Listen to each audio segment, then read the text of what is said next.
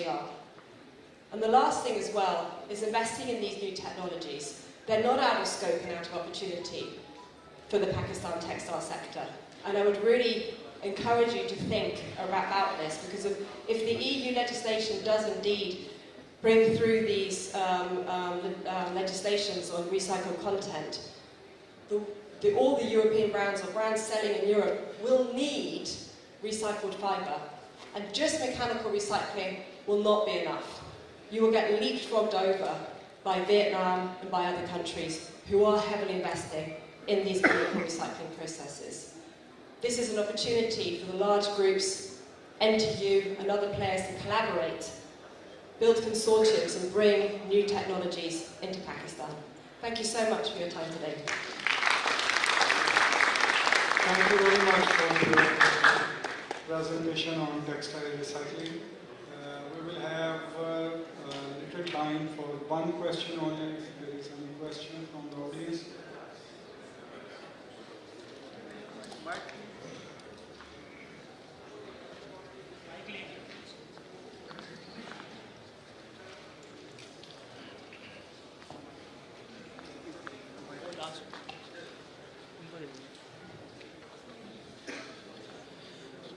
Assalamu alaikum. My name is Faisal Shafiq and I belong to Interloop Limited.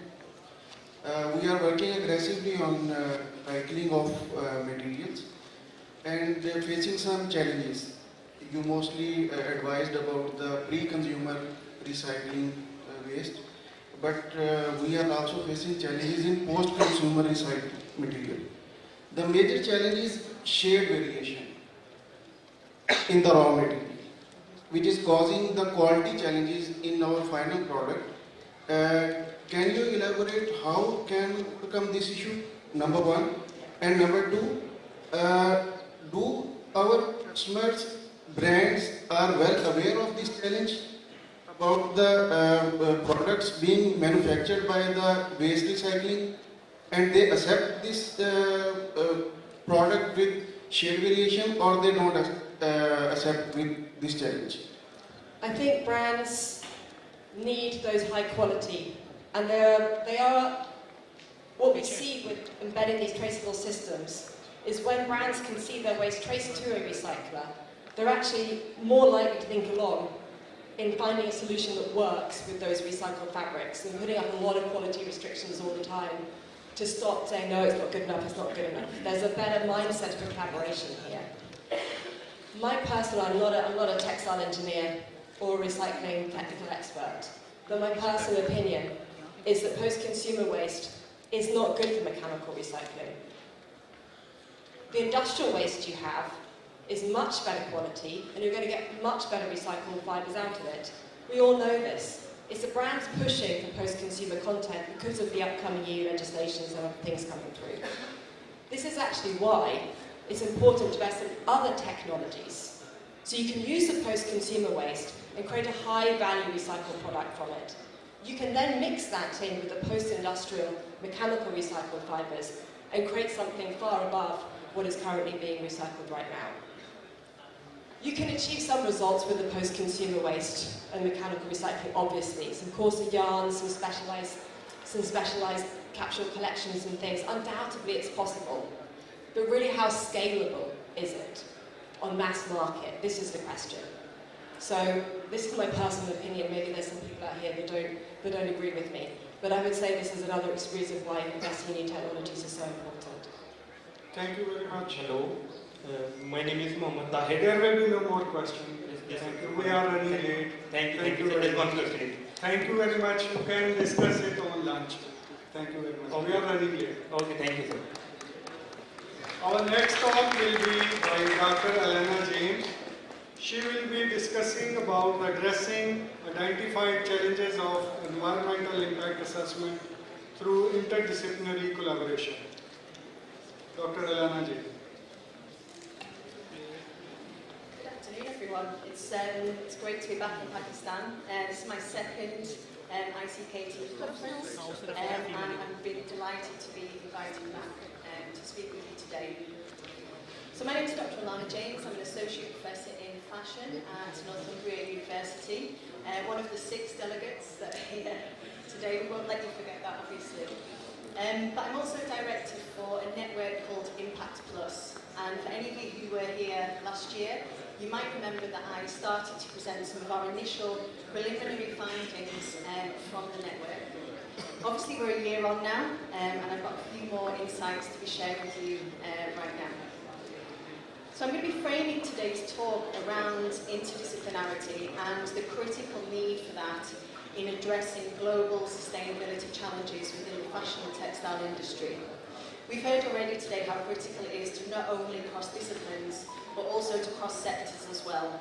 And the Impact Plus network is trying to do exactly that. So I'm going to be framing my work around that just today.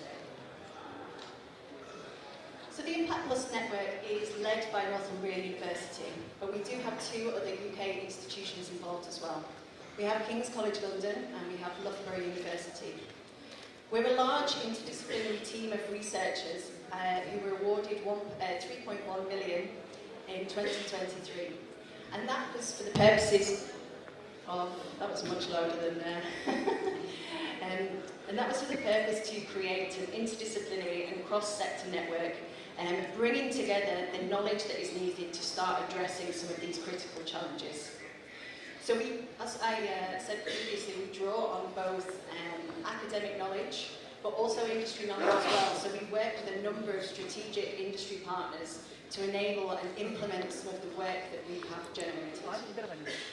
So the disciplines which we encompass within the network are design, environmental science and forensic science. And that's for a number of different reasons, which I'll elaborate on a little bit more as we go through the presentation. As I've already mentioned, we're 3 academic institutions, and we are 12, supported by 12 strategic project partners, some of which are in the audience today. So these are global industry partners. We want to bridge that gap between academic knowledge and academic expertise and implement that into an industry setting. So I think the conversations we had pre the tea break were very much centred around this. So hopefully you can see some of that reflected in the work that we're doing as well. So let's get to the crux of what we try to do through our work. So Impact Plus is challenging the environmental impact assessment of the fashion and textile industry. So we appreciate that this is a huge global supply chain with many partners, many different locations, and assessing the environmental impact of that is hugely complex. So our work aims to address some of those challenges, whether it be the scaling of small data sets, whether it be inaccurate or uninformed data. We're trying to address this through the work that we're doing across the team. We're looking to build a world-leading multi-stakeholder network. So unlike a lot of research projects, our main aim is to build that capacity, to bring those voices together. And again, we want to step outside of academia to do that. So embracing the global supply chain and speaking to people like yourself all over the world. But critically, when we talk about interdisciplinarity, we are looking to use science-driven action to create upstream innovation. So you might question why we work between design and the sciences. We do that so we can ensure that the data and the information that we're generating is as accurate, as reliable, as authentic as possible, but then we can feed that back into the innovation process. So we can feed that back into how new textiles are developed, how new products and processes are developed, but also how behaviours are shaped around consumption and production practices as well. So last year I presented some findings that you'll see on the screen under phase 1. So to date we have conducted 3 large-scale studies, and this was to really understand the critical on-the-ground challenges that is being faced when suppliers, manufacturers, brands are attempting to assess environmental impact. So we conducted a scoping study. We wanted to understand how currently the methods, metrics and methodologies are implemented within an industry setting. So we set to map the landscape around environmental impact assessment. including LCA tools, certifications, and other such metrics. We're good academics, so we did a good systematic literature review to really understand what is out there in terms of academic knowledge, so we could start to map and identify any gaps that we could start to highlight through our work. But we also did extensive stakeholder consultation as well. So we didn't only just go to our project partners. We held a symposium back in January 24, where we held a number of different workshops to be able to really understand that underground challenges of environmental impact assessment, but also to discuss how we can collegiately come together to take this forward to a more sustainable future. So these 3 phases of initial activity, as I said, presented last year, we have now published 2 papers around this. So that knowledge is already outside in the academic and industrial world. This really informed how we took our work forward. So going into phase 2, we had a number of funds to be able to distribute to the academic and the industrial community. And we're really proud to say that we've funded 7 projects to date that are really helping us to advance knowledge, to take this forward and to address some of the KPIs of the network. The findings from phase 2 and phase 1 have led us to be able to come to a thematic analysis. So 3 really distinct areas where we know need addressing going forward. So they're unmeasured impacts, missing environmental impact assessment data, and communication barriers. So again, you're getting a sense that we're spanning the disciplines. We're going from the social to the environmental through these thematic groupings. So to go into these in a little more detail, within unmeasured impacts, one of the biggest kind of identified areas that needs much more work is microfibers as overlooked pollutants. Now, I'm not going to go into too much detail around this because one of my colleagues is with me today who has much greater level of knowledge on this and who is presenting just after lunch. So I will encourage you to go to Kelly Sheridan's talk just after lunch. But microfibers are an overlooked environmental pollutant. They're not recognised as an impact category. And the conversations that are currently taking place often are centred around synthetic fibres. Synthetic being bad and natural often being perceived as the better, more sustainable alternative. Obviously we know that that's not always the case. We know that every impact has a fibre, and as soon as any kind of textile is dyed, finished, we become a semi-synthetic, and all of a sudden that is an environmental pollutant as well. So microfibers are a good focus of our work, and we have just launched in collaboration with one of our other strategic partners, the Microfiber Consortium, the Fibre Fragmentation and Environment Research Hub, which is located at Northumbria University in collaboration with the Microfiber Consortium. And within that, we're launching a number of industry projects so we can really begin to understand what the variants are and the variables which affect microfiber shedding. So watch this space. Maybe this time next year we can come back and start to present some of the data around that. The second theme that we are focusing on is missing environmental impact data. So we know that a lot of LCA methodologies go from cradle to gate, and they miss out a huge amount of the product life cycle. So when we do an LCA and we try to assess environmental impact of a product, it's a small, tiny snapshot that we're actually seeing. So again, in collaboration with one of our strategic partners, Green Story, who I know are in the room and are sponsoring the conference as well, we have launched a large-scale consumer piece of work to understand what the actual environmental impact of consumer use is. Now we know this is hugely complex. We know people, and consumers in particular, are exceptionally fickle. But what we're trying to do is to understand what is being missed out when we talk about environmental impact and what actual impact occurs during that consumer use phase and end of life. So we're wanting to move beyond life cycle analysis. We're wanting to reinvent how life cycle analysis is perceived by the manufacturing supply chain and utilised in practice. We're also working with Green Story to implement some AI and machine learning techniques to understand not only improve the quality of the primary data collected, but also to improve the quality of the secondary data in which LCA methodologies heavily rely upon. So we're currently getting that off the ground, and again, hopefully this time next year, I'll be welcomed back to be able to share some of those insights with you. The final theme that we're working on is around communication barriers, and that is really starting to look at the supply chain as a whole. So I think within UK-based research in particular, we fall foul of often just looking at a small segment of the industry supply chain. So we're wanting to go beyond that, to start working with the global supply chain and global stakeholders to really understand what those challenges are and how some of our work can be implemented to challenge the way that environmental impact assessment is utilised in practice. We're also wanting to do this through knowledge exchange skills, and it's something that Nin touched upon in the previous talk. We're wanting to work with global stakeholders to implement some of our insights and to test some of our ideas. So I will be coming to you with a call for collaboration at the end of this presentation as well.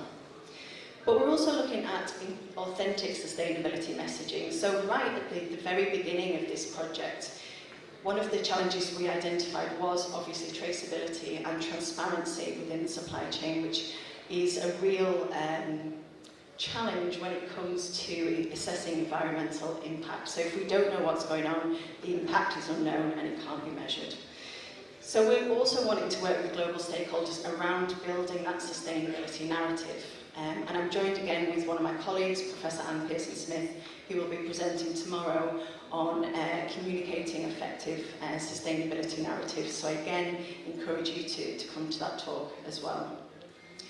So hopefully talking through those three themes, you really get a breadth and an idea of the scope of work that we're doing as a growing number of researchers in the Impact Plus network.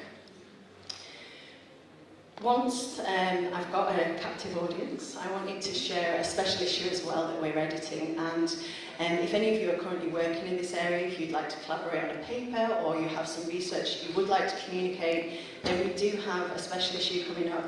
We have the manuscript deadline for the end of October, and that is centred around how environmental impact assessment can inform a circular future for the fashion industry. You've got 3 of the editors in the room, so if you are interested, please do come and speak to us as well. But my final call is for collaboration. Again, we're really privileged to have such a captive audience in terms of global stakeholders. So if you see any synergies with your own practice in our work, then please do come and talk to us. Again, there's 3 of the research team in the room. We'd love to collaborate with you. We'd love to keep in touch. So please do come and speak to us over lunch over the next couple of days. Our contact details are also on the screen. Thank you very much. Thank you very much, Dr. Our next talk will be on extraction and isolation of nanocellulose from plants and their applications. It will be delivered by Professor Sopan Salih from University of Putra, Malaysia.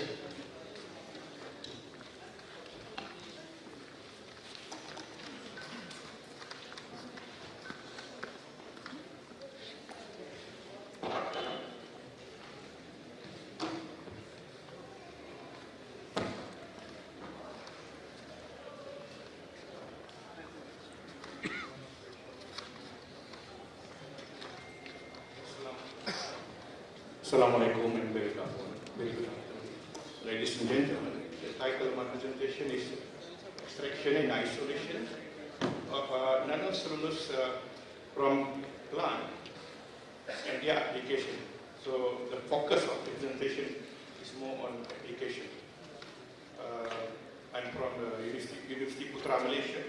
So this is my 5th visit here in NTU as keynote and plenary speaker. So the outline, I begin with the introduction to nanocellulose, extraction and isolation of nanocellulose, application of nanocellulose, application of nanocellulose composite, and conclusion. So I will introduce nanocellulose because of its multifunctional character. nanocellulose is one of the most interesting nature-based nanomaterials.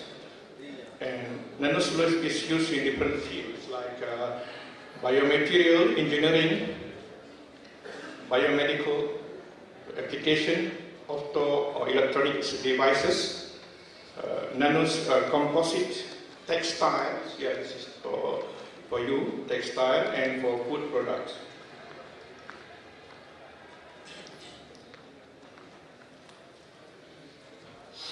Okay, now I will begin with the cellulose. Cellulose is a linear biopolymer which is composed of nanofibrils, thus having a large surface area in the form of plant, bacteria, tunicates. Cellulose has low cytotoxicity, biocompatibility, high specific area. So this is the property of nanocomposite or nanomaterial. Low density, good mechanical properties, and high chemical stability, and cost is cheap and suitable for application like biomedical and other applications that I mentioned earlier. The manipulation of cellulose, we can process it into form the nanocellulose with good physicochemical properties. Therefore, cellulose composite is used in biomedical fields like in wound healings, bone tissue engineering, 3D printing, drug carriers, medical implant, etc.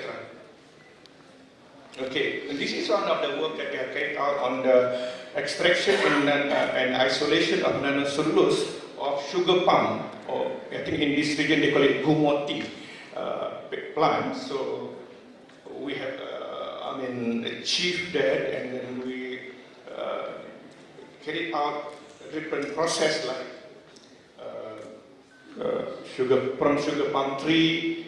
We produce raw sugar palm fiber, bleach fibers, alkali treated fiber, and then in all the detail there, and until today, we get the nanocellulose. But it's not my intention to go into detail of this process because this is quite a general conference. You can always refer to me in these 2 days. We can discuss the topic in detail.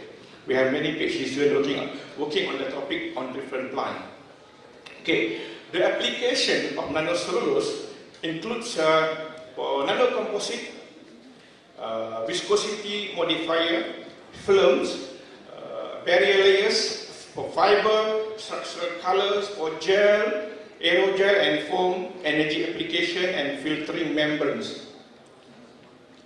So these are the example in pictorial form. Electronic nanocellulose is used for electronic sensor, in construction industries, for filtration, in plant, packaging, composite, pulp and paper, paint and coating, hydrogel, and for composite. So basically, our research group focused on the nanocellulose composite, where the metric is also from plant, like using PLA, polylactic acid, or using the starch biopolymer. This is another, higher-end application of biocomposite. I think we are successful to commercialize the, like banana stem to produce a textile product. This is another level. I think one of the professors here is been working on that and have been commercializing the product from here. But to many people, they are still not know about this process. We are active in research on this topic. Okay, first, nanocellulose as film, nanocellulose-based film, a novel class of specialty paper made of nanocellulose demonstrate sustainability and novel properties, enhancing these intrinsic properties of creating novel function in the use of material in the high-end fields such as touch screen, solar cell, and nano generators. This is the example of the film, and this is some work that we have done in the past on this film. We use the tempo-oxidized bacterial cellulose. As I mentioned, there are 3 types of cellulose, plant-based, bacterial-based, and the third one is I mentioned just now. We are eco-friendly, non-pressurized hot water vapor treatment for sustainable and smart food packaging. And nanocellulose can also be used as a barrier layer. The nanocellulose can contribute strength of the barrier film. Okay, this is how the mechanism works. And nanocellulose as fiber. Nanocellulose fiber, also called nanofibrillated cellulose, nano-sized cellulose fibrils with high aspect ratio, typically 5 to 20 nanometers, with a wide range of length, with typically several micrometers. This is the example of nano fiber. And nanocellulose also can be used as structural color display, like what we have seen in the figure. And nanocellulose also can be used as viscosity modifying agent. And then nanocellulose as gel, and nanocellulose as gel and foam. This is the example of nanocellulose as aerogel. So this is a field of research, and this they went into detail for aerogel and also hydrogel. I think I have one colleague in Indonesia working on hydrogel, but I'm still not into that research yet. We are collaborating in some project very soon. Nanocellulose hydrogel are highly hydrated porous cellulosic soft material with good mechanical properties. This hydrogel can be produced from bacterial or plant cellulose nanofibril, which are hydrophilic, renewable, biodegradable, and biocompatible. So this is the example of the hydrogel for wound dressing. Okay, and this is one example being published by some researcher on the use of the nanocellulose for the sound and insulation absorption. And nanocellulose is also used for foam, to make foam, and also are used in energy application. So this is a very high-end application of nanocellulose. In the past, we focused more on the food packaging. And even in our research group, we are working on, at the beginning stage of working on nanocellulose and nanocellulose composite for piezoelectric sensor. This is in energy application. Yet to get the result, but we have published one in Q1 journal on the review of the nanocellulose in piezoelectric sensor. Okay, this is one paper that I include here, nanocellulose in the energy storage application, and nanocellulose in filtering membranes. Our colleague at the UTM, Institute of Technology Malaysia, Professor Zid is here with me. They are working a lot on membranes, and with Dr. Ilyas, who used to come 2 years ago. Okay, nanocellulose is also used in paint and coating, and also advanced coating, and also in pulp and paper. So we have published one book on pulp and paper where nanocellulose is one of the main materials. We are publishing the second book on advanced pulp and paper, and on that, nanocellulose is used for electronic sensor.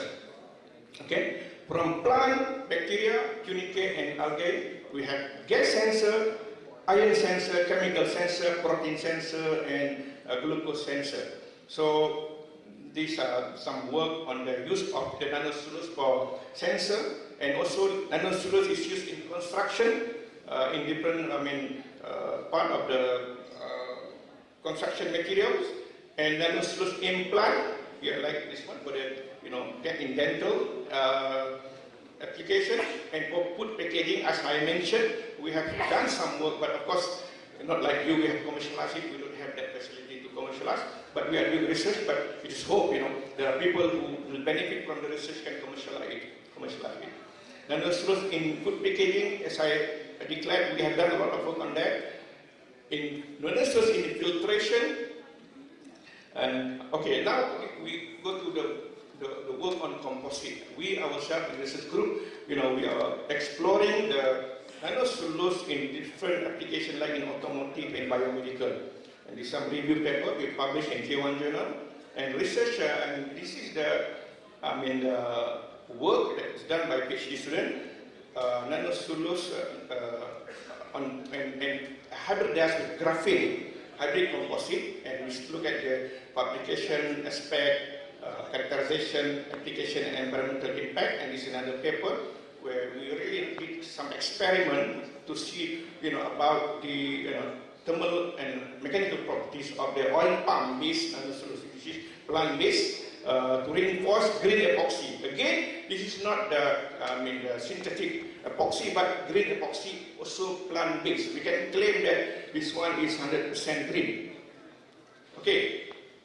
We also hybridized nanocellulose with mexane in one of the studies, and we published, I think I presented it earlier, synthetic and natural fillers in polymer composite. So nanocomposite is there, including nanocellulose. In the second book, Industrial Application of Nanocellulose, and it's a nanocomposite. You can purchase this book for your library in Elsevier.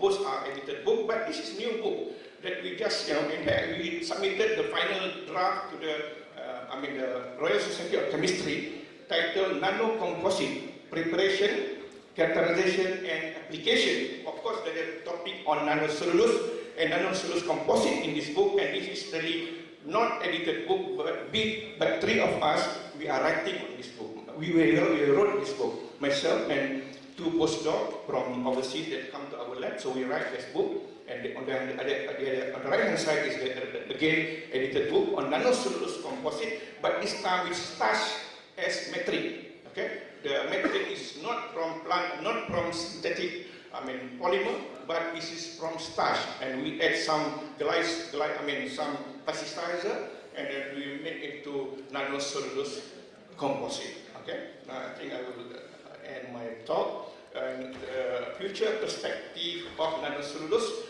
study to regulate the interaction between cell and nanocellulose through controlling the macro and microstructure of nanocellulose. Different pharmaceutical molecules will be organized in nanocellulose-based drug carrier and used for medical therapy purpose. The study on the tissues, substitute, and repair of biomaterial will have made positive progress, especially with the biobacterial nanocellulose, which promote the commercial product and practical use in clinic. And the future work that we at UPM planning, that in the scope of work, like in the energy sector, electronic sector,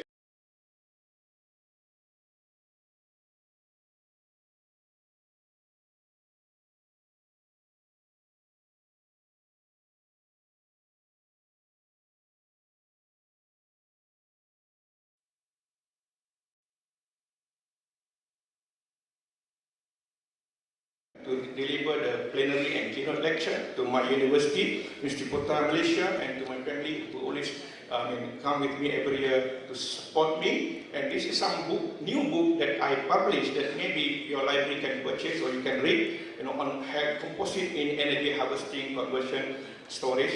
Bamboo-based polymer composite is brand new on bamboo, very specific, and recycled polymer blend and composite. Polymer biocomposite, safety and health, and biocomposite is our award-winning book. Two awards we received from international body. Biocomposite in automotive and biocomposite in electronic is a very important topic that you can pursue. Look at the nano scale, even at the macro scale. And natural fiber polymer polylactic acid is a brand new book, and also in aerospace recycling. Ballistic solution for the composite with NTU, and we are publishing another one.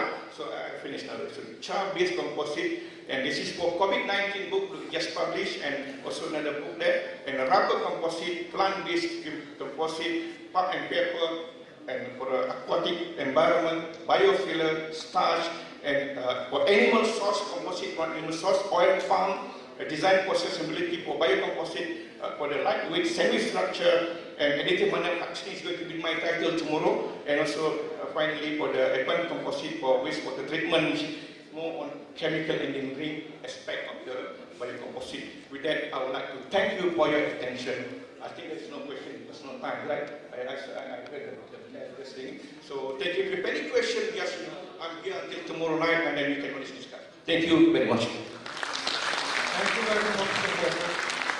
Our next talk will be by Dr. Ickt-2025, Vice Chancellor, University of Education, Lahore. He will be talking about development of a transitional R&D ecosystem geared toward innovation and commercialization. Dr. Ickt-2025.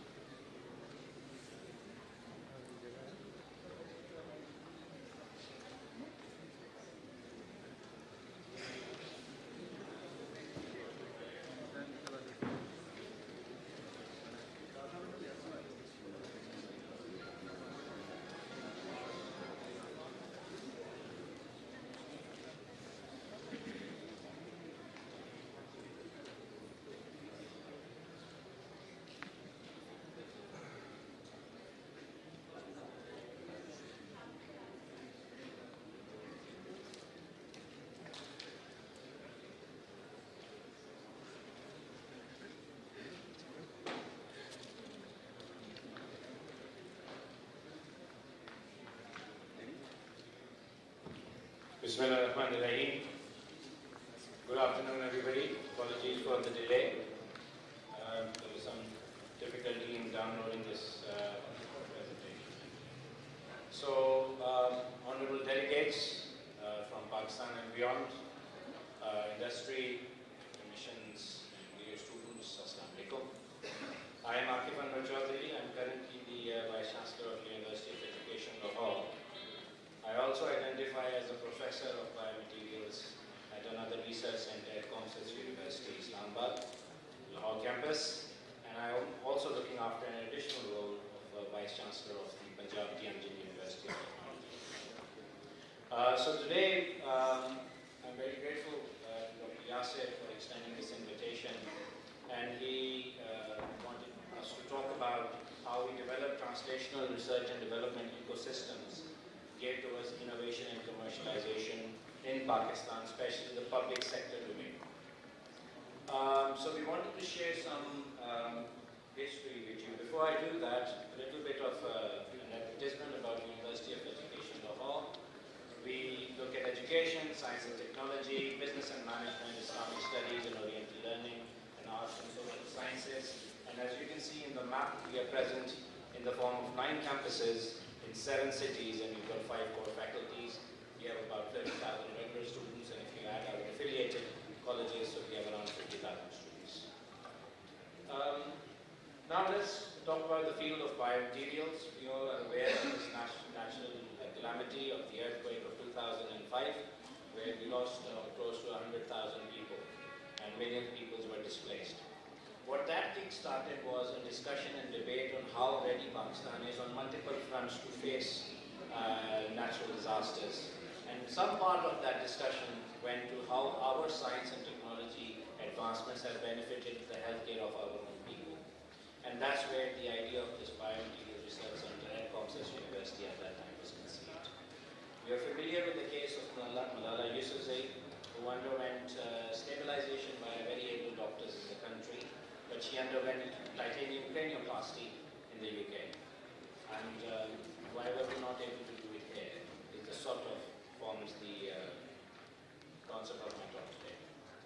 And then this Bahawalpur tech tragedy, do you all remember that? There are a lot of people got burned. So luckily or unluckily, we were doing a plastic surgery conference there linked with biomaterials, and we had a lot of burn surgeons there.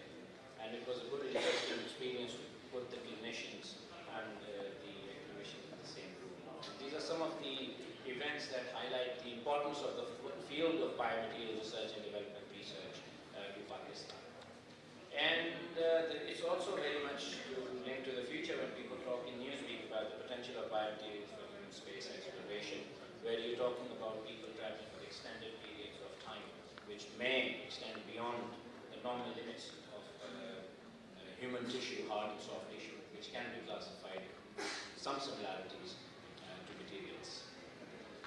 Now, change gears and let's talk about the Global Innovation Index. I understand there are a lot of parameters over there by which they rank how innovative economies are, and Pakistan currently ranks around in the 90s. But if you look at, so this report is freely available on World Intellectual Property Organization website. If you look at other domains such as research and development, Pakistan does not rank necessarily in the 90s. It ranks slightly higher when we talk about the number of researchers, when we talk about the number of publications. This is what we believe, that where there is smoke, there is fire. And Pakistan has invested heavily in research and development in the last almost 3 decades. And these are just some of other, I mean, we talk about scientific journals, Pakistan's ranks 49th and 50th in the world. Now coming back to the field of biomaterials, tissue engineering and regenerative medicine, these are materials which can be made outside the human body, but they need to be used inside the human body. Tissue engineering is the art of using them, and regenerative medicine is where things are looked at from a very molecular perspective. If you look at how our population of 250 million plus people is related to biomaterials, we've got our share of nutritional deficiencies, congenital birth defects, poor hygiene, and burn accidents and trauma. The world solves these problems by, such as problems such as skeletal defects, skin burns and conditions, cleft palate There's talk about whether intermarriages lead to cleft palate or not. But Pakistan does have a higher prevalence of cleft and palate issues. If it is the cleft, it is a plastic surgical procedure. But if it is the palate, it reduces the quality of life of the poor child significantly because the child cannot eat or drink. It requires surgical intervention. We talk about tooth decay, we talk about fillings, UV cured fillings, implants. We are all exposed to that. And also presence of toxins, persistence leading to diarrhea, stomach gastroenterological issues, or cancer in certain cases. And the world solved these problems. They've got many materials, biomaterials, which are used to solve these issues. So there's an existing industry of bone fillers, skin grafts, artificial skin grafts, and so forth. And the field of biomaterials is linked to human health in many perspectives: plastic surgery, dermatology, dentistry, ophthalmology, cardiology, neurology, neurosurgery, surgery in general, and also clinical diagnosis and orthopedics and dentistry.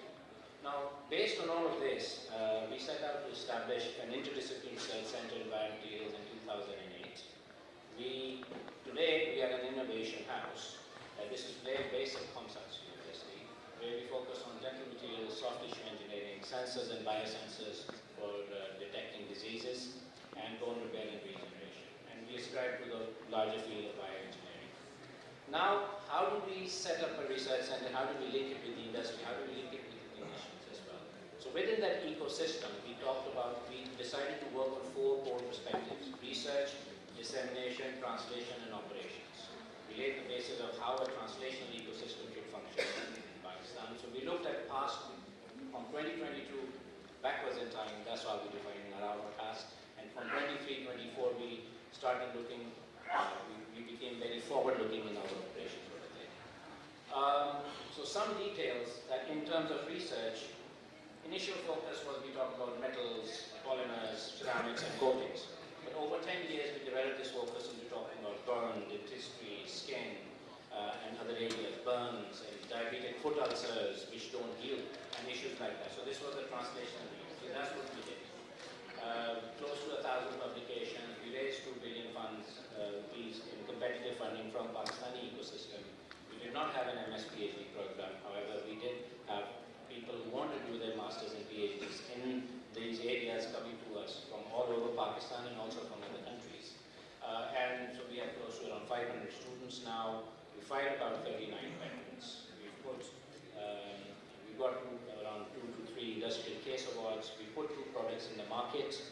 We've also internationally licensed our technologies and brought in about $200,000, $300,000 by now. This number is a bit old in terms of consultancy and research funded. And then we are looking towards around another additional $1 million coming in over the next 3 years, just from one licensed technology. And to the future, we are looking at several other domains such as digital orthopedics, theranostics, and so on and so forth. But the core message is, so what sort of words, what sort of repair, what sort of research are we doing in this domain? We talk about nerve repair, we look at clinical applications, we assess biological performance of materials, we do tissue repair, tissue engineering, we look at biomarkers, be them for any disease, whether they're for pathological reasons, or they're for Alzheimer's or dengue or so on and so forth, glucose being the most popular. And we're also developing synthetic grafts which can replace disease or damaged human tissue. And some of the equipment that we've got in that center includes confocal microscopy, electron microscopy, Pakistan's first metal 3D printer, different 3D printers, UV-based 3D printers, and atomic absorptions, and a lot of facilities were developed in this facility over the period of about 15 years. We focus heavily on dissemination as well, where the traditional way we talk about course supervisions and project supervisions, but we try to be innovative and bring in students from wherever and however, because we're going by the concept of wherever, however works for addressing the need. We do a lot of summer camps and training cells. And so we are working with almost countries from 6 continents, barring one. And the team that is involved all over the world is not, so we may have only 100 people in the center, there's 500 people that are involved. And in the future, we're looking towards garnering more support for developing a clinical program or getting embedded in clinical programs that hospitals are running as well. Now, this is just some selected examples of the of the people that we are working with around the globe. These are very functional relationships. Publications are not the only things that are coming out of it. We have developed an intellectual property sharing mechanism with the University of Sheffield in UK, for example. And we've successfully exploited that mechanism as well in Australia. Buying into 6 countries, all over the countries in the world, because we had territorial jurisdiction of the licenses being given to international companies based on the intellectual property that we have. We focus heavily on translation. We have ensured that research is translational in nature, that we include proof of concept. Now, you may take it as something that is for granted, but this is not the situation here when we talk about our MS thesis or PhD thesis, that we are not just developing materials for X, Y, Z, stronger mechanical performance, but you actually develop a part which is truly wear resistant for use in an engine part, and then you show through a proof of concept.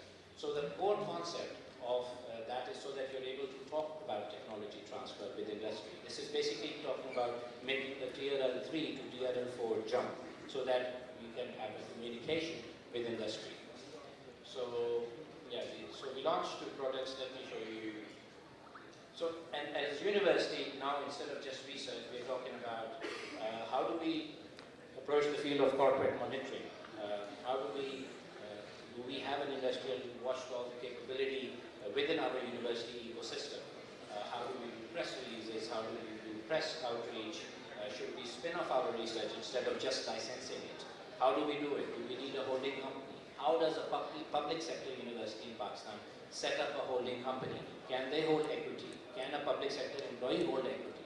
Because from an industrial angle, the investor confidence comes from having the scientific lead having some stakes in the ecosystem and the business. So at the public sector domain, we have a lot of intense potential, but we need to focus on policy and other perspectives in order to enable this so that the effort that is going can benefit everybody. So yeah, this is some of the products that are available in the market. Ickt-2025 is made in Pakistan by Pakistani scientists, by Pakistani research money, approved by the Pakistani Regulatory Authority of Pakistan, and I think it is a success case. Ickt-2025 is a hemostat, stops bleeding. Ickt-2025 is an advanced wound dressing. So it's available in the market. We have several more licenses. I think I need to speed up. In terms of operations that I really wanted to talk about was that we need to look at how we are approaching research inside our universities. There needs to be a certain degree of freedom. We need to look beyond our normal hiring mechanisms and normal job descriptions and give them a certain degree of flexibility. And we also looked at smart, efficient models, like we have 72 laboratories for 3 lab attendants. For those of people who are embedded in the public sector system, you understand. So how do we do lab management? How do you involve PhDs in lab cleanings and by the professor leading itself? These are concepts which are relatively new in this part of the world, but I think this is something that is essential. In terms of footprint, this is a footprint that is being entirely managed by the university itself. So we developed a model, and we told Pakistan this is a model that works, and I think the government can take some part of the load where it will provide direct funding in order to support such national initiatives. I'll just speed through this concept. This is some of the research that I do. We focus on, this is one of the projects I'm focusing on, extraction of halal collagen for developing multifunctional bone regenerative solutions. And you know, this sort of representation, we have recent meetings with our clinicians and our industrial partners. So we have to talk sometimes in their language. This is a halal collagen that we extracted from the cowhide, and then the wages that we use were also halal. And then we have processed it in the form of a spongy scaffold. The spongy scaffold can be used to fill bone defects, and it offers the surgeon some flexibility in terms of being able to cut it, use it, focus it, depending on what site that they're looking at. So this is just a snapshot of the R&D. Overall, what we tried in our ecosystem was that we developed some TRL maps. We have professors talking to the industry, where they develop their technology readiness level maps, and where they think, for example, if I'm working on mainstream nanotechnology, we develop the kilogram synthesizing nanoparticle producing plant. We talk about nanofertilizers, the whole regenerative solution, advanced chemical solutions. We got our people who are in the laboratories, our students and our faculty members, thinking about exploitation before they even start those experiments, even before they submit those grants. research grants, because the research grant ecosystem is also about 3 decades old in Pakistan. So we are trying to attach more purpose to that ecosystem. So I could talk about why I think that my technology is at a certain level and what I'm looking for. I'm looking to connect, I'm looking for investment, where I'm stuck, I need regulatory guidance, and so on and so forth. So this is the concept that we developed. Last 2 or 3 slides. So translation is a gray area, and often as scientists we are faced with the question that also what impact have you had and how much of these have you sold? Now that question is very important, but we need to understand that the people that we are asking these questions to were not there in that many numbers about 2-3 decades ago. Research translation is a gray area, and basically we could have any takers. So instead of shifting this responsibility around, we need to develop translational experts. We need to look at who is leading our audits in our university. Do they have translational backgrounds? So this is a very much a gray area that we feel, so that we can link our academics and research, in which Pakistan has invested heavily, and there's so much potential to commercialization. In the end, the core messages that I would like to take this opportunity is to talk about that we do need to be patient when we talk about R&D dividends. We waited since 1947 to get to this point. I think we can cut our researchers some slack, because we do talk about impact, not impact factor. But if you're an international company looking for people with a good research profile, what would you look for? So it depends on how much purpose we are attaching to the publications that Pakistan is doing. We need to have this translation and commercialization of existing strengths. I'm not talking about new strengths. A national priority in Pakistan, so that the efforts that we collectively have made in this area, those efforts are safe. So thank you very much. Acknowledgements from Ministry of Science and Technology, which provided us with Government of Pakistan for developmental funding and grants. The Higher Education Commission, which also provides developmental funding and research funding in this particular project, Ickt-2025. The Drug Regulatory Authority of Pakistan for having patience and working with the university, not a company. And the Pakistan Science Foundation, University of Sheffield, who's our intellectual property manager, Lancaster University, partners, UCL, and clinical and academic partners. So thank you very much. Thank you very much. Our last talk will be on alternative fiber solutions, creating a socio-economic impact by indigenous alternative natural fibers. It will be delivered by Dr. Fahim.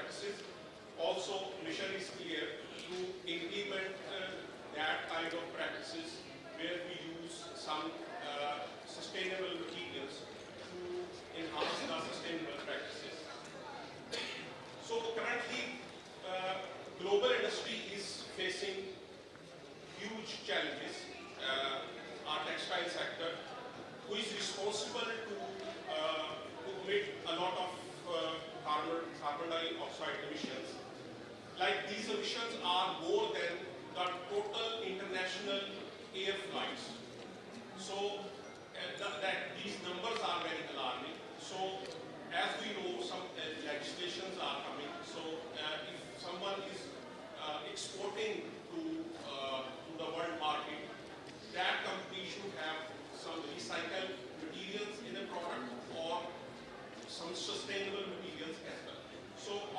basis of these challenges, we designed a project 4 years back and give proposal to Higher Education Commission of Pakistan and World Bank, who thankfully funded this project. In this project, we successfully commercialized some indigenous natural fibers. We license few technologies, like the major fiber was the banana fibers,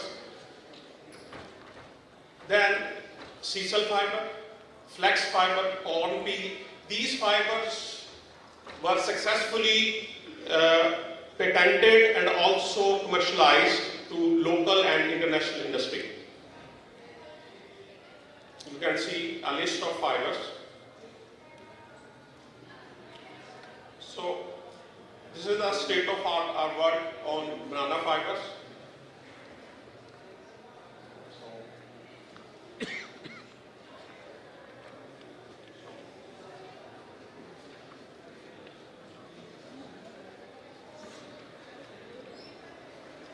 So this was the technology which we licensed to a Pakistani industry, in which now we are producing fibers, yarns and textiles from the stem waste of banana plant.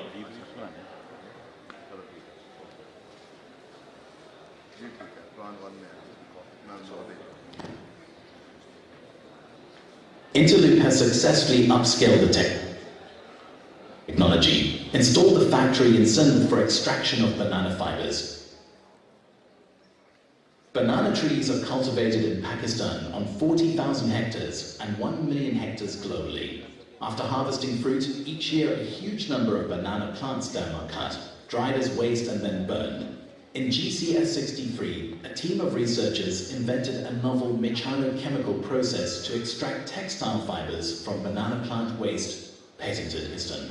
By substituting 20 to 50% of cotton with banana fibers, not only can greenhouse gas emissions be reduced, but water consumption and land usage can also be optimized.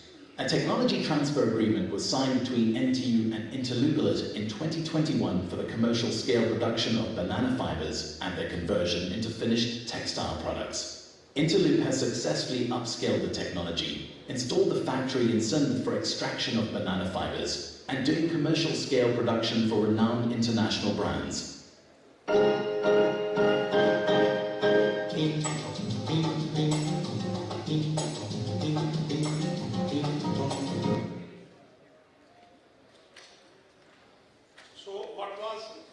Our solution at that time. There was a supply chain which was missing, and also the technology to convert the raw fibers into spinnable fibers. The raw fibers were already there. People were using those fibers in coarse application, not for some value-added textiles. So our research team converted that stem waste in spinnable fibers.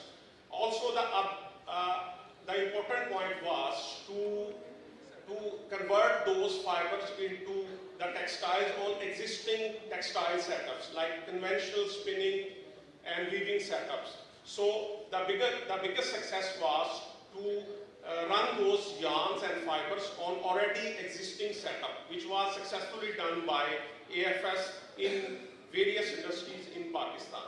So currently, in last year, our company has generated a revenue of 30 million. These are the products and services which we are giving, like we are giving technologies to develop such kind of fibers, sisal, banana, as I said. Also, to convert these fibers into yarn, we are giving services, also some consultancy work. So, these are the products which we are offering in Pakistan and also globally. So here are some examples of that work. Currently we have converted the waste of flax fiber, which is normally grown for the oil purpose, not for the fiber purpose.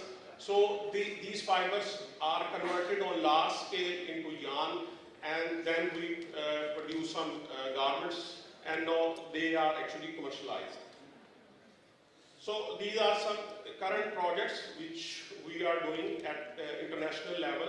This is a project in which we are also producing energy from the plant water, which is used as a biofertilizer. So in this project we are producing fibers as well as bio-waste for agriculture sector.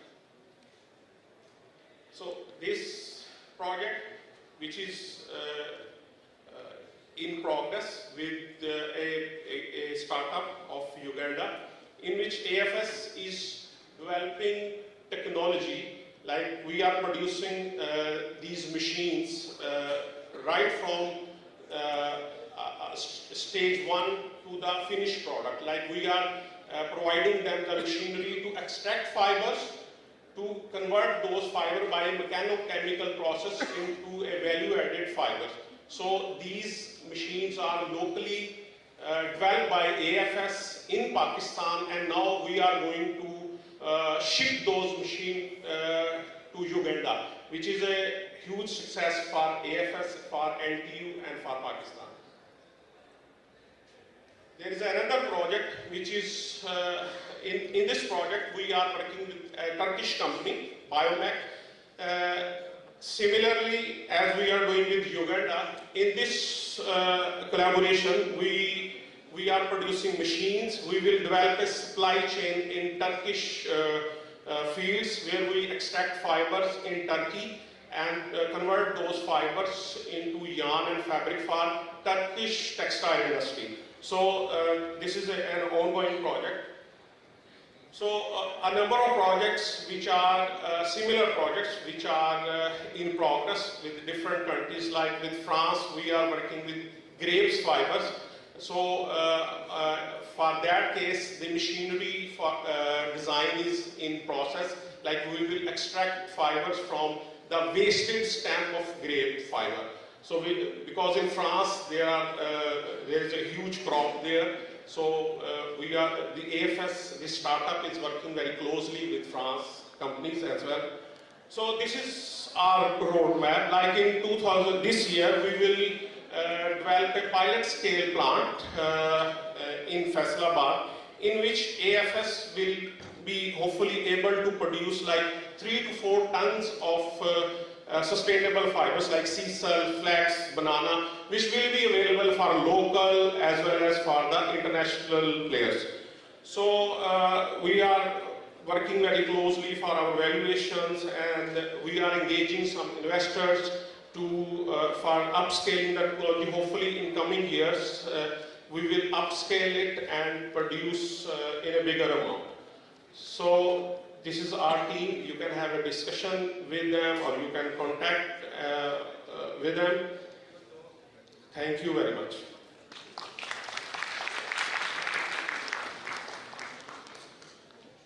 Thank you very much. This is all from my side. Thank you very much.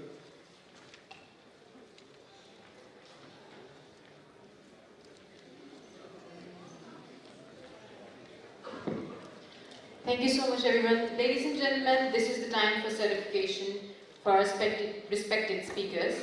I would like to request our session chair, Mr. Shiraz, to please move forward. Firstly, I would like to call Dr. John Arthur to please receive your certificate. Please come on stage.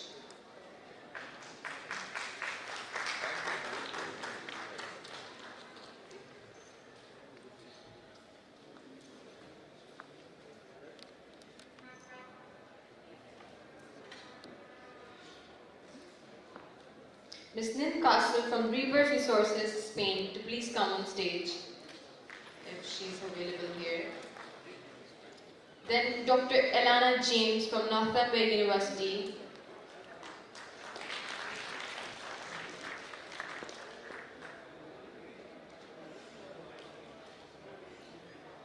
Professor Mohit Saifon Saleh from University Putra, Malaysia, if she's available he's available here. Dr. Agif Anwar from University of Education.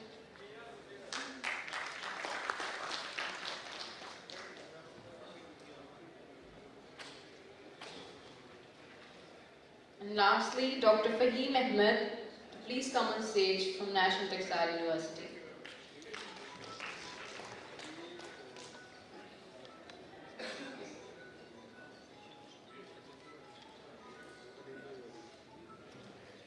And now, to present souvenir to our respected moderator, I would like to request Dr. Tanveer Hussain to please come on stage. Sir.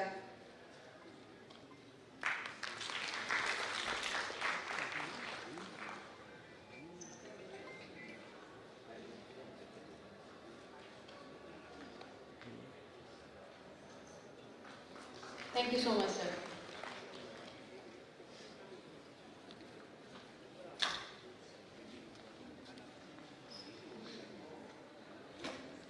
Ladies and gentlemen, we are going to start today's first panel discussion of this conference on global textile trends, navigating regulations, sustainability and market demands. Please put your hands together for the moderator of this panel discussion, Mr. Mujibullah Khan.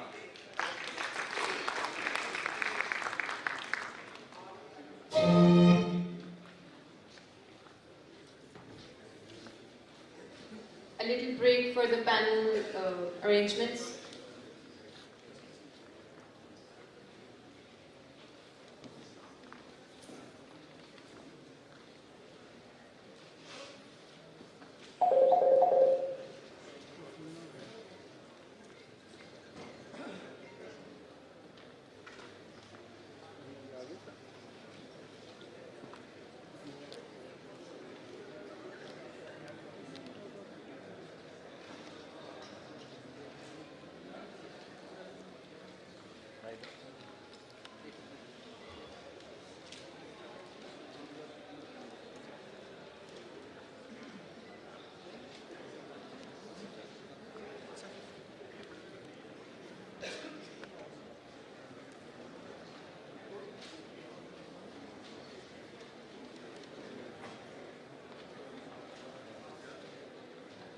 And now I hand over this panel discussion to Dr. Mujibullah Khan.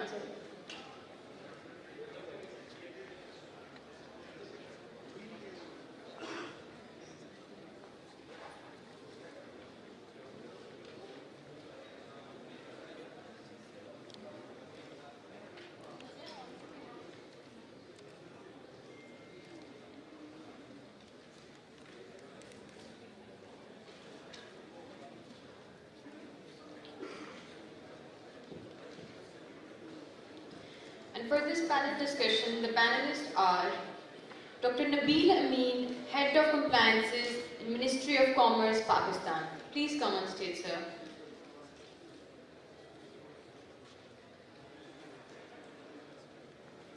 He's not available here. Ms. Marina Shabon from Close Loops Fashion, Germany.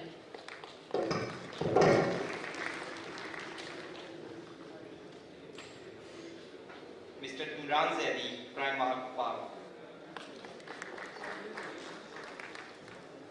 Mr. Alberto from Blue Mine, Italy.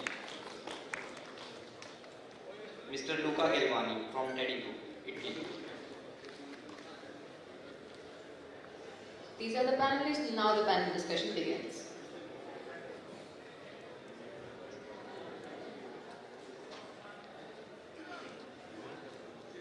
Thank you very much.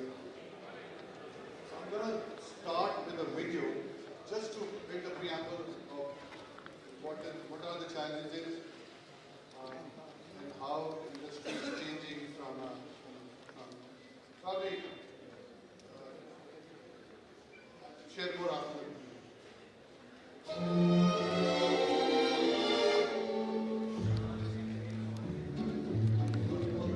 Fashion has had to constantly evolve.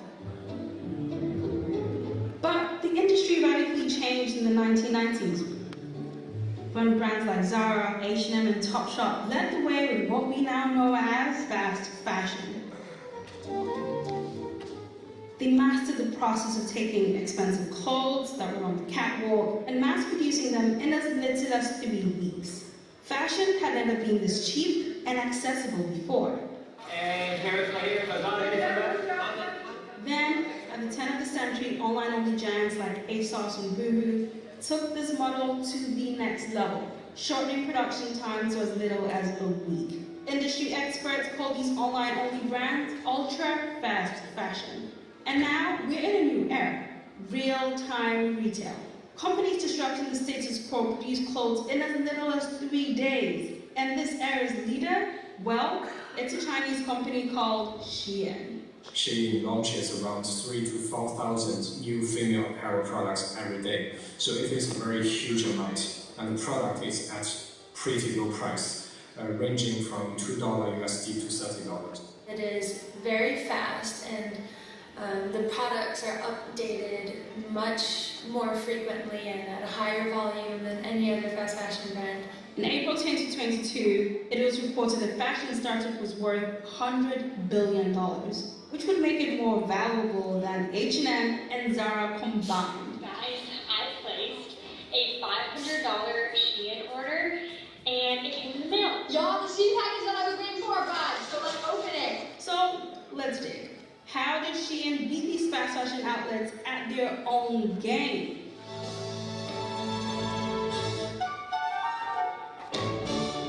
Shein is a very secretive company and shares little publicly about its origins. And as I learned from my reporting, it was pretty much impossible to connect with a spokesperson for the company. I still heard some noise on your end, Maho. We did find two consultants who had studied the company closely for years. Here's what we learned. The CEO and founder has only been seen a couple times, and yeah, it really keeps an air of mystery. This mysterious CEO was Chris Xu, a former digital marketer experienced in search engine optimization, or SEO. Even though Shein states it was founded in 2012, several sources say its origin story actually began in 2008 in eastern China. That's when Xu and his business partners founded Dianwei, an e-commerce business that reportedly sold everything from knockoff goods to wedding dresses. It was here that Xu seemingly refined the business model that would eventually launch Shein to success. In 2011, Xu and his partners parted ways, and the domain that would become Shein was registered. Investment began to pour in, and so did sales. At the same time, the world was being transformed by a 5-ounce device, the iPhone.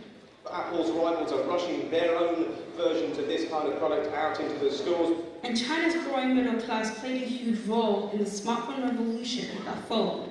All of a sudden, everybody is getting smartphones, and so the majority of Chinese kind of skipped the computer phase, and the introduction to the digital world was really through the smartphone. Between 2009 and 2012, the number of smartphones shipped to China grew from 13 million to nearly 200 million, a more than 1,400% rise. China overtook the US to become the world's largest smartphone market. This phenomenon fueled the rise of e-commerce platforms in the country such as Alibaba, JD.com, and of course, Shein. But unlike most of China's e-commerce giants, Shein wasn't interested in Chinese customers. Shein's focus is entirely on the outside world. However, a lot of the marketing tactics that Shein uses are inspired by and very similar to Chinese fashion brands that are operating in the country, and also Chinese e-commerce sites that are operating in the country. And so if Shein were to target just the Chinese audience, it's actually a much more saturated market, and you wouldn't be able to compete in terms of speed and price like how it does compete in the West. Shein's Chinese roots gave it another advantage too, a rich understanding of data and how to use it. As a mobile-first country with lax privacy laws and the largest population in the world, collecting user information was easy. This creates a deeper... Okay, in the interest of time, I think we're in our day, and I don't want my panelists to be already late. So I just wanted to show this to the audience to create, my preamble, that there is simultaneously something happening which is not really looking after sustainability, but this is a reality. Although I would like to balance discussion with, I'm not allowed to answer questions, let's come back to the real discussion. So my question to Dr. Nabil is that because governments worldwide are enforcing sustainability regulations, traceability, transparency, how do you see this happening in Pakistan at the government level?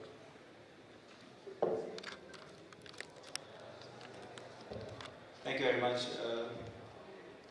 All the directives and all the legislations coming up, yes, that is a challenge, and it's just not across the textiles, across all the other sectors as well. So government is committed, and there are very fast things moving, like in terms of policies, like we are working on a chemical management policy, we are working on textile policy, which is, I think, will be shared up with the stakeholders for 2025 until 30. Other than that, the National Compliance Center, which has been built up, and it was the need of the day and was required by the stakeholders.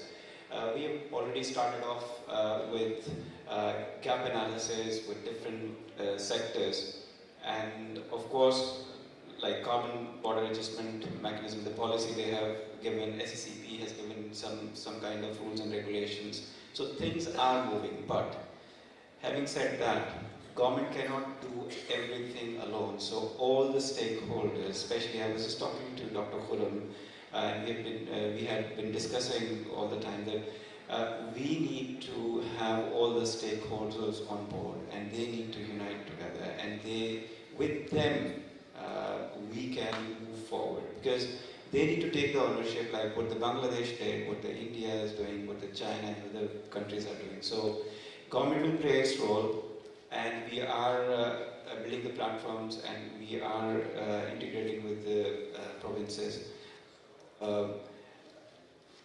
You will get the support. We are imparting everything, like we have meetings with, like World Bank is bringing up their own project. Green taxonomy is one of the policy which has been given up by the World Bank, and it is about to complete, and the draft has been shared with the major stakeholders in the industry. So things are there. Fundings, yes, they will be there, but we need to look into our own processes as well. As it was said, that we need to do the things, and I think as National Compliance Center, we are open to discuss, and Dr. Khurram has already tied up a meeting with me on 24th. So I've already met PHMA, Pragnia, all the associations. Working closely would give us more benefit. That's what we can do. Thank you, sir. That leads to probably my next question, Dr. Nabil. Because parallel there is something called cost neutral happening. Because what I read, you're selling about all the sustainable materials, but the biggest challenge is the upcharge. So is government doing something helping the industry improve their efficiency or value use, something where? Thank you. So, how is your compliance center helping industry in that regard? There are various projects going on already. Like Ministry of Science and Technology had a project for compliances and certifications, which was given as free for the SMEs, number one, and we are pushing it to continue for next 5 years.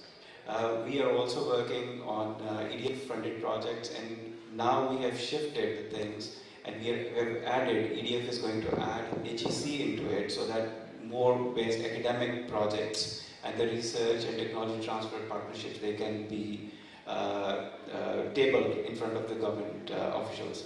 So like we have already funded 27 million DNA traceability lab for NTU. We are working on a project for leather sector, which is a lab for, we are working on another project for biomedical center for surgical, for MDR. So there are fundings. There is a funding we are giving to the Blue Ocean, it's for shrimp exports. So projects are there, but those projects training and funding project is coming up for accelerator, SME accelerator. SMEDA has been funded with different projects, and I had a meeting last week with them. So we're including all these training and development section into it. TVET sector has been built up. So things are there, but we need to have some kind of tangible, sustainable projects stable, and that can only come from the industry and the academia if they can come together. Thank you, sir. So my next question would be to Ms. Marina. Because recycling has not caught on, and we were looking at the percentages and numbers because reuse is probably first preference. How do you see this whole ecosystem developing where, because I think the regulations are also against shipping second-hand clothing. Yeah, I think when we talk about recycling ecosystems or the establishment of circular supply chains, obviously it comes all down to waste flows and to enable these kind of waste flows. And about shipments or the flows and how to enable them, I think that is a massive barrier that we're facing right now to really enable these targets that are going to be defined. We don't know yet in which kind of percentage, for example, the European Union is going to address recycled content in products. For me, there's two different barriers. One, local regulations in the individual producing countries that actually need to enable and legislation to enable customs, export and import of waste flows. So what we see, because we work in a lot of different countries on enabling circular supply chains, a lot of policy is actually prohibiting import or export of waste. And some countries, for example, they really focus only on garment manufacturing tiers and don't have a vertically integrated setup, but in the same time they prohibit the export of waste. There is no fiber production, there is no recycling capacity within the country. Some of these countries don't even have incineration or managed landfilling, so we really do lose access to these waste flows because they can't leave the country and can also not be processed within the country. And that is a scenario that is very individual to every different producing country that is creating textile waste flows. Another very, very big challenge that we see in a lot of different countries is factories-based free zones, special economic zones, entities that are registered for export only. They have to work with the balance system, meaning whatever comes in needs to go out into export. That is also related to their waste. So it's actually, for example, I just came back from Tunisia, where exactly that is the case. 100% of the waste is leaving the country. They cannot utilize it within the country, which means no one will really invest or look into setting up recycling facilities because they would need to import the waste and not having access to local waste. So this is a failure basically in policy work in local context. That is a massive barrier to enable these waste flows that we would need locally and globally. And then secondly, the second barrier is of course international regulations. As we all know, for example, the European Union now with the Circular Economy Action Plan and the Waste Directive really defining a very new flow of waste, especially related to post-consumer waste, that might support some countries, but it also going to disrupt a lot of different waste flows to countries such as Pakistan, for example, that have a massive industry built around, for example, post-consumer waste. So here it is also important, obviously, for the individual countries to speak up and see how is this disrupting our market and how can we be part of this. So my next question leading to the discussion would be, is there an incentive mechanism being designed for the brands and retailers around, because there's a cost of charge, right? So what is happening on the other side of the world? Maybe can you specify the question? Like, because textile to textile recycling is emerging as a key solution for sustainability, right? There are challenges like material cost, sorting cost, technology. What are the biggest roadblocks? Yeah, so obviously there's a lot of different stakeholders involved in building a circular supply chain. And I don't think that at this point that the sorting is a big problem, because usually waste handlers know how to do their job. I also think that cost is a big challenge right now, because waste in a lot of countries still has very little value, so it's a lower cost raw material input. Definitely a barrier is what you mentioned, the technology.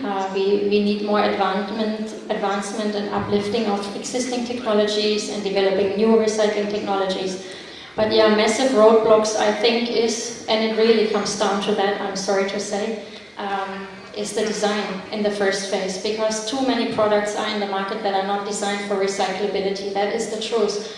And if a product is made with 5% elastane and there is simply no recycling technology globally available, then this is simply a waste product, right? So this is the first barrier and the first step we need to take to create better products that are made for disassembly, for recyclability, using material compositions that can really be reutilized on a later stage, and looking into this after-use phase. When we look into factories, what we see, because we do a lot of waste management assessments in facilities, is that waste often is not managed properly. So that also includes what Lynn was talking about earlier today, obviously monitoring waste streams that you have in-house, and to really evaluate the different quantities and material compositions. But it also means you need to verify where is your waste going right now. Most factories say someone is picking it up. But who's picking it up, and where is he taking it, and what is he using it for? That is extremely important, because only in this way we can get a better use case and really direct the waste for better further applications such as recycling. And if we look more into the mills in tiers 3, 4, like the fiber, yarn production, fabric production, obviously we need so much more R&D. That is time consuming, it needs allocation of labor, it needs investment, because how to introduce these recycled materials is not an easy thing. It's a lot of back and forth testing, trialing out how much percentage, what's the quality output, what's the standard our customer is actually expecting from us to come out of this. It takes a long time. This is not an easy process. We also need to honor this, and we need to support our supply chain partners to be able to really look into this. For waste handlers and recyclers, it really is to uplift existing recycling schemes. A lot of the historically grown recycling processes are a little bit outdated, not so efficient, so they could definitely be uplifted. Waste handlers could be uplifted, for example, by establishing baling systems. A lot of them don't even have a baling machine. How do you even bring the waste in a proper sizing and situation to further usage possibilities? Or actually helping them to get a license for export, having a proper company registration and so on. So I think there's a lot of different barriers depending on the stakeholder group that we're looking into, that all needs to level up and see how they can play their crucial role in a circular supply chain. Thank you. So my next question will be with Professor Alberto on the supply chain. So because if I give you, for the audience, I think China does more than 35% of the world textiles, and Pakistan does less than 2%. And you see this textile moving out of China and coming to this part of the world and maybe nearshoring to Mexico and other areas. So how do you see this happening? Well, the challenge is clearly there. Sometimes I question myself, do we really need to look at China as a reference point? And I'm saying this for different reasons. First of all, in many countries, if it's not China, the first competitor is the first investor in that very country. So do we need to look at that as such a gigantic economy and economic power within our own countries? I'm talking from an Italian perspective even, where the Chinese investments are very large. But definitely talking about the reality of the moving of productions on a global scale. This is clearly happening. You mentioned Mexico, that has been the largest nearshoring or reshoring somehow destination for the US market until a couple of weeks ago. Then let's see what happens now, because apparently what the US industry has been doing in the last years is not anymore on the agenda, but I'm curious to understand. But again, also there, going back to your first point, the Salvador and Guatemala and Colombia as a destination for reshoring are actually based on Chinese investment. Nevertheless, the Mediterranean has been seeing a lot of coming back of European brands and US-based brands in searching for or re-looking for suppliers in that region. But again, moving from one place to another within the region. So there is for sure not a stability. There is a lot of supplier turnover by the brands. This is the way ahead of doing things. From the perspective of the European market, there was, I don't even know if to call it a nearshoring. They're going back to looking at Eastern Europe, because it was the outsourcing, for example, of the Italian fashion industry for a long time. So is it nearshoring if we plant a new facility in Romania or in another country, or what?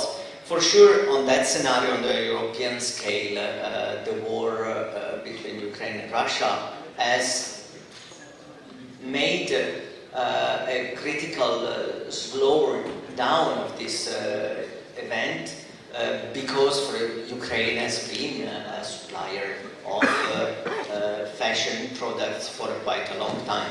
So if I have to say what is actually my perception is that the other aspect is that technology is going to play a crucial role into this, and it is a way of looking at things that we will need to take into consideration in a very important manner in the near future.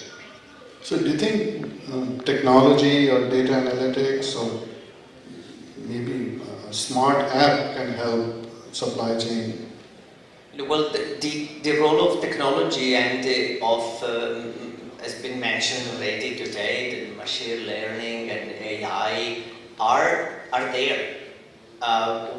We have already passed the provisions and the foreseeing of some McKinsey report that was talking about the role of AI in the fashion industry and in the supply chain and in the manufacturing, not necessarily only at the design level, that it remains the crucial step within our supply chain where AI can have a lot of things to say. And the speed at which this is evolving, it's incredible. Different, not only startups, but giant players in the IT system are working on that. Optimization of supply chains is something that machine learning systems have been doing for quite a while in different sectors. So why not to apply to a complex system like the fashion supply chain? So I would say that it's an automatic things that will definitely need to happen, and technology innovation will lead in certain directions that will go towards excessive automation, increasing automation in the production, for example, or leading again to your previous question, so a certain level of nearshoring or reshoring due to the advancement of automation, for example, that reduces labor cost of the group of employees that you would need. But will that challenge something else, and will definitely challenge what you were showing in the video in the very first place. Are we challenging that system, or are we simply sitting here and waiting and see what happens next? The European legislation that everyone has mentioned already today practically will lead, or it's clear in their vision, to no fast fashion, less fast fashion, less consumption. Are we challenging that as an industry? I'm afraid that we are not yet challenging that thing. So that would be my giving to the students at the university. Think out of the box from a different perspective and challenge even the given system that is in place. No, very rightly said, because in the last conference here, I mentioned slow fashion, and someone came to me and said, you're talking about unemployment. Different employment. Yes. So my next question will be to Mr. Nunga, where, because fast fashion and sustainability, they don't go hand in hand. They hate each other. So do you believe there is and I think every fast fashion brand is striving to become sustainable, because of the regulation, and as well as they would like to be seen as responsible brands. So how do you see this?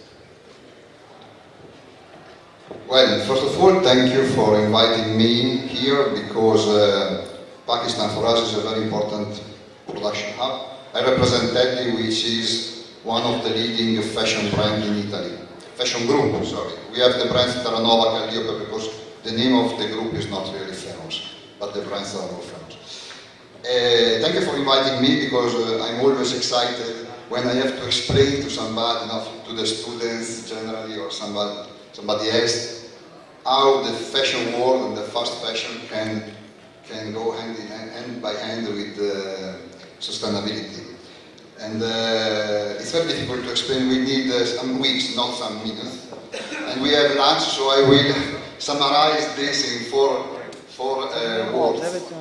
First of all, due diligence. The new regulation in Europe will affect the brand strategies and will bring the responsibility to the brand level for the whole impact of the whole supply chain in social and environmental impacts. So we will become fully responsible for this with the new regulation. But besides the regulation, the most advanced brands already started to do the due diligence many years ago because of events, very famous events that happened in the fashion supply chain. So due diligence is the first word. The second word is harmonization. Why harmonization? Because there are plenty of brands, of fashion brands, different levels, but plenty of brands. And each brand works with a different protocol, different tool, different strategy. So suppliers may become crazy to follow every brand, on this way. So what I always share with my colleagues and the other brands is to have a uniformity, an harmonization of protocols, of processes, of tools. You can imagine only for the traceability. Traceability is the most important most important challenge for us because it's the baseline of every kind of due diligence. I can understand the point of view of suppliers. They can't spend so many efforts in terms of time, money, and persons that have to follow dozens of tools sometimes. No? So this is the second word, harmonization. So in order to do this, in our group, for example, we join different international initiatives. No? For example, Cascade, ZDHC, and other like that. And the third word is the supplier engagement. Why suppliers engagement? Starting from us, from the brand perspective, we have to educate the suppliers in order to bring them a better understanding of what we need. Because sometimes brands are not really clear. So we have to educate, to do training, to engage them in meeting, and we try to do this. Today, after this panel, I have a meeting with my local suppliers, for example. No? I think it's very important. And the suppliers must be collaborative, because sometimes suppliers are not collaborative. And must be, most important is, they have to be transparent. And this is another pillar of the due diligence, transparency. They don't have to be worried about transparency, because transparency needs bring clear information, clear data, clear name of factory where they produce to the brand. And then we will work together in case there are some gaps to close. And the fourth word is the regulation, which are coming from the European community and which will affect the brand strategies, as I mentioned before, in all the dimensions of sustainability, in social, in environmental, in governance. So we will be affected in the eco-design, and we have to work closely with suppliers. We have to in circularity. We have seen with the SME project, with the reverse resources here. What we are doing is a great project. There are regulations on the due diligence, I already mentioned, on the reporting, on the communication, the greenwashing, on the waste. So there are dozens of regulations that will affect the brands and the fashion world, also the suppliers indirectly. Thank you. But does that mean, because 3 billion people live between India and China, right? So does that mean that the regulation will change the way they use textiles or they produce textiles? We did a lot of efforts in the past, not only Teddy Group, but Teddy Group started recently, but the fashion world, the brands started many years ago to establish a new structure of the collaboration between suppliers and the brand. And nowadays, hopefully, the regulations will come in order to stabilize. Why I say that? Because with the new regulation, what hopefully we are going to do, we are going to increase, to stabilize our suppliers and produce more quality with sustainable requirements, more sustainable requirements. Sustainability is a difficult word, but we must produce better and produce less according to the consumers, because they have to buy better and buy less sometimes. So responsible producing. Sorry? So responsible manufacturing. I think if we are able to build a common strategy with suppliers, with textile suppliers of course, and the garment manufacturers, both, in our supply chain, we can grow together, producing better, more sustainable, of course, and give to the consumers better quality. Also because if we produce with sustainable, more sustainable requirement, following more sustainable requirement, we can produce more durable garments. So that probably leads, thank you sir, leads to my last couple of questions with Primark. That would you be interested in selling, because at the same time this ultra fast fashion has become a phenomenon in like 5 years maximum. So how does Primark is looking at, produce, sell less, sell durable, sell better, sell more? Thank you, Vijay sir.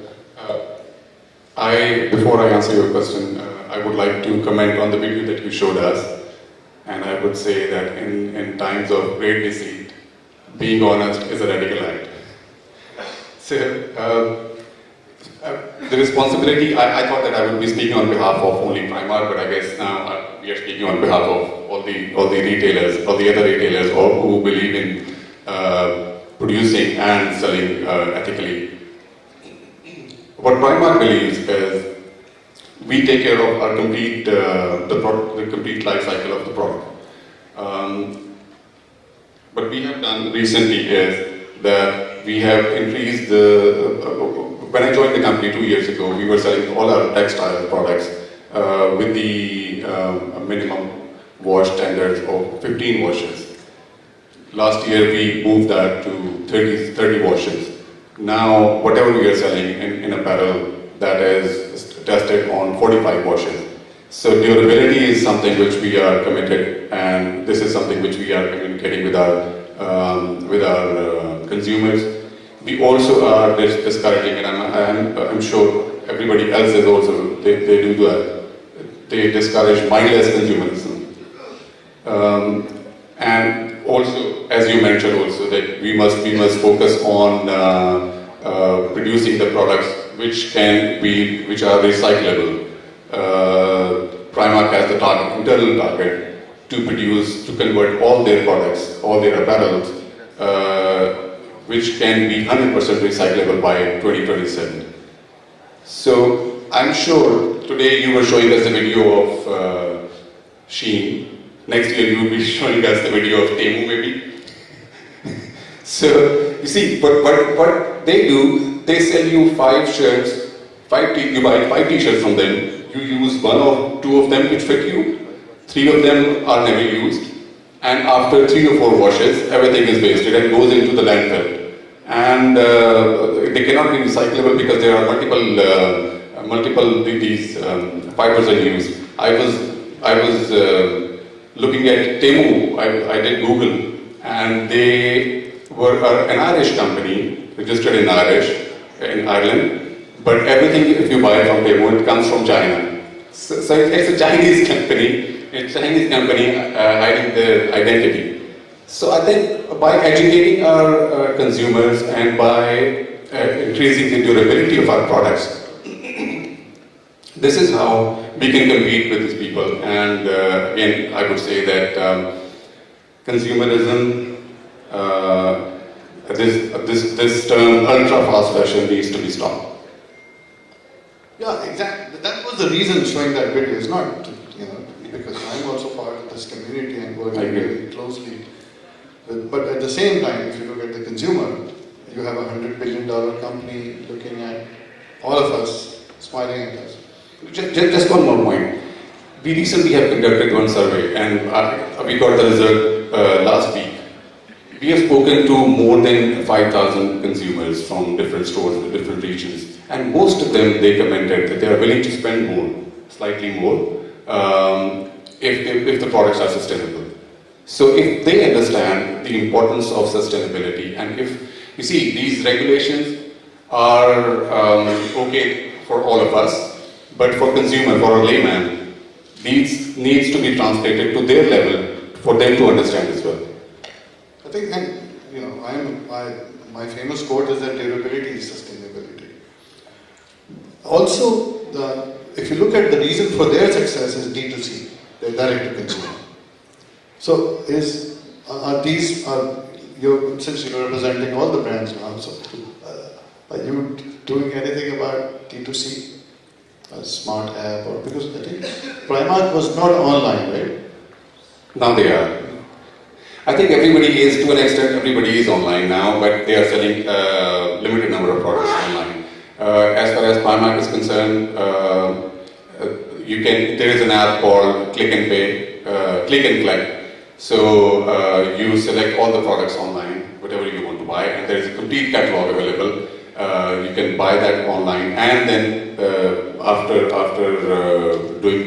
closing the payment page, then you can select the time also when you want to go and collect from 113 stores which are available. So this is, I think, is the first step. But again, this challenge will remain there because people are converting towards B2C. Okay, thank you very much. I think I don't want to be in between the lunch. So to conclude, I think there is a clear path forward, there is a regulation, and everybody, all the countries, manufacturing countries are really looking at how to convert their ecosystem. And we're still very hopeful, despite Shein and Temus of the world there. Thank you very much.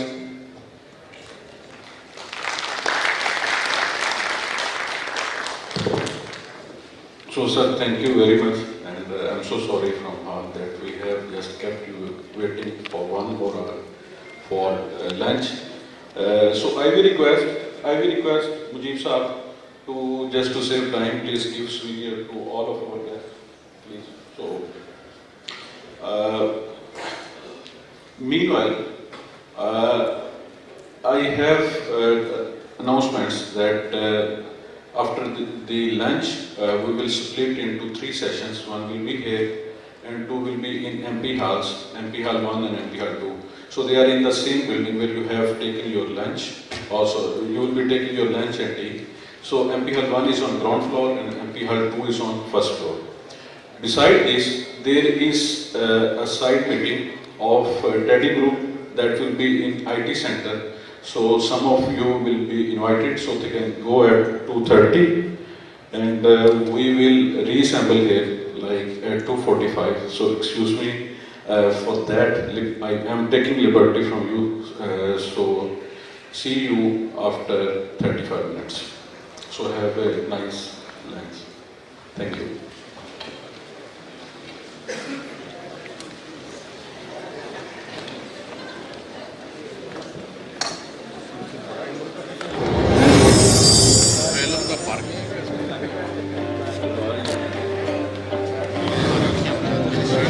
Conveniently located near a key transportation artery, Ahmed Jamal is one of the most modern textile processing facilities in Pakistan. Being surrounded by nature, Ahmed Jamal is committed to operate in environmentally responsible and sustainable manners. With over 35 years of experience, we have a reputation for providing superior customer services and producing quality shirting fabric. Through our long and distinguished history, we've constantly invested in state-of-the-art cutting-edge technologies from around the globe. And we now have one of the most modern and well-equipped textile processing.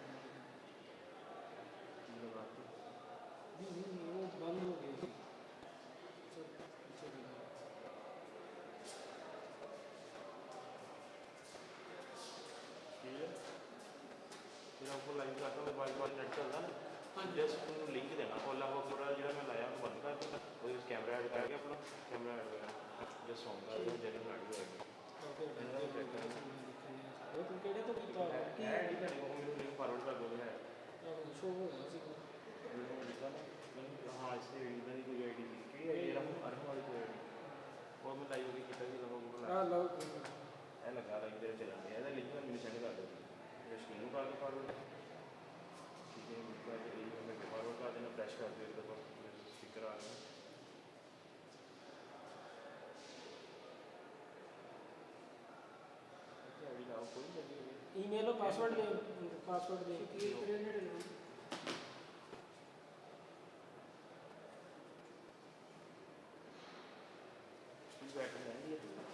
चल रहे हैं